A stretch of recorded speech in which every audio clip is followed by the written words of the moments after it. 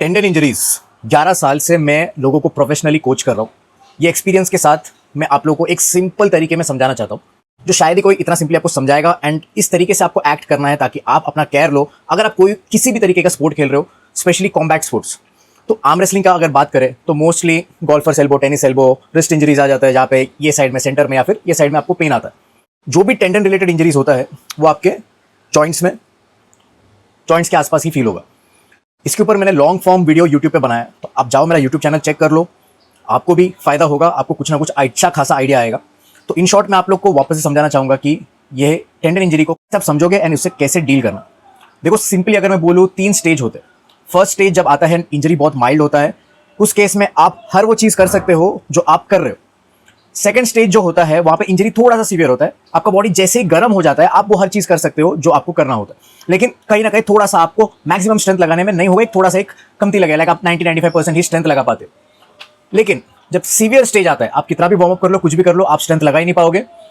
तो इस केस तक आपको जाना ही नहीं है, ये स्टेज तक आपको जाना ही नहीं है। जो फर्स्ट स्टेज है जहां पे आपको लग रहा है कि पेन आ चुका है, वहां से ही आपको ट्रीट करना शुरू करना है। अगर आप वहां से ट्रीट करना शुरू नहीं करते हो तो ये थर्ड स्टेज तक जाएगा एंड बहुत खराब होगा। क्योंकि अगर थर्ड स्टेज तक गया तो कम से कम अगर आपने सारे चीजें सही कर लिए तो भी कम से कम आपको 3 महीना लगेगा सही होने के लिए, कम से कम बोल रहा हूं मैं। अगर आपने सब कुछ सही किया तो अगर ज्यादा से ज्यादा की बात करें तो ये जा सकता है 1 साल तक, 2 साल तक, या फिर काफी लंबे टाइम तक भी जा सकता है। ये चीज ध्यान में रखो।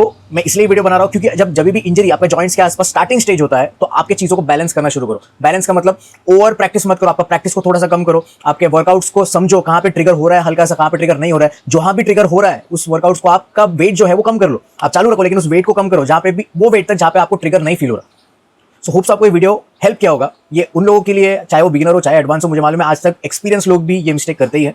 रीजन कभी कभी लोगों को पता भी होता है, कभी कभी मैं भी गलती करता हूं क्योंकि ईगो बीच में आता है। जैसे हम लोग टेबल प्रैक्टिस करने आ रहे हैं, हमें लगता है कि कर लेते बाद में जो होगा देखा जाएगा, लेकिन वही नहीं करना होता। तो डिटेल में समझना है तो यूट्यूब वीडियो चेक कर लेना एंड मिलते हैं नेक्स्ट वीडियो में। तब तक इस वीडियो को शेयर करना उन लोगों को जिन्हें इसकी जरूरत है, जिन्हें नहीं होने में क्या पता कुछ सीख जाए।